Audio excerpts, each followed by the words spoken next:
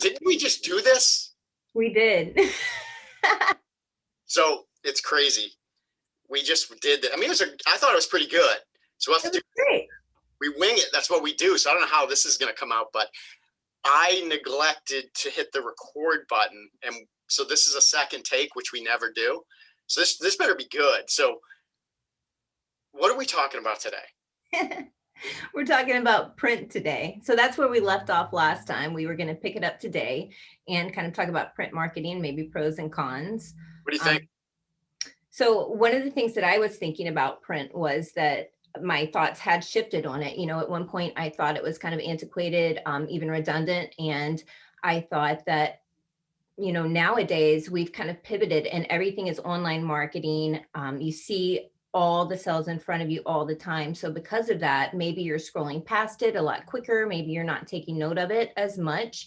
Whereas, you get a really beautiful envelope in the mail, it's handwritten.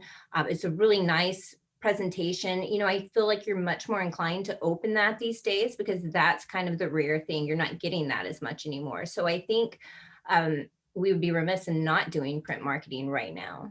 So maybe handwritten notes make sense. So we're kind of getting back to a day that, that's very personalized as opposed to what we're doing right now, which seems fractured and teams are kind of broken up and people have different jobs and it's compartmentalized. So maybe it's more personalized.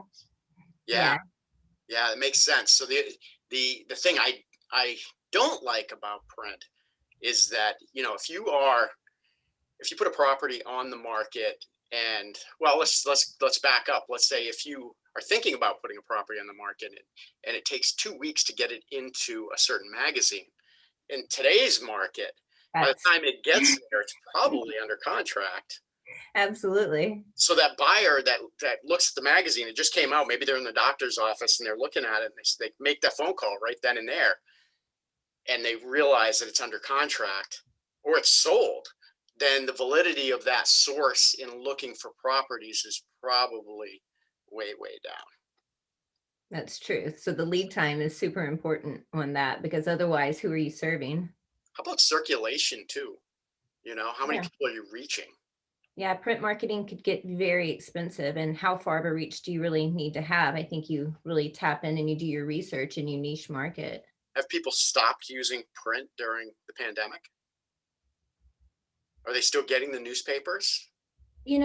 That's a good thing. I think a lot of people have started going back to print a little bit more during the pandemic because we're looking for that entertainment at home a little bit more. And some of that is going back to, magazines, the newspaper. Again, those handwritten letters. When's the last time you wrote a letter to a friend instead of just shot them a text message, Never.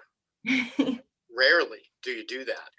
But I think we got to be thinking outside the box. How do we best serve our clients? Is it everything being online? Well, I guess there are two different things. How do we stay in contact with our clients in our sphere of influence? Is online the best way to do it? Is it video? Is it print? Is it a bunch of these things? I think it's a bunch of these things. I think it's like everything else in life. It's diversification. Like you want to have a little bit of everything because you have different people, and people are attracted to different things. So you want to make sure you're in front of those people and you're representing your client in the best way possible by putting their properties in front of everybody in all the different ways that you can. Okay, makes sense. All right, I appreciate your time for the second time today. Round two, ding, All ding. right. Thanks, Gail. Bye, guys.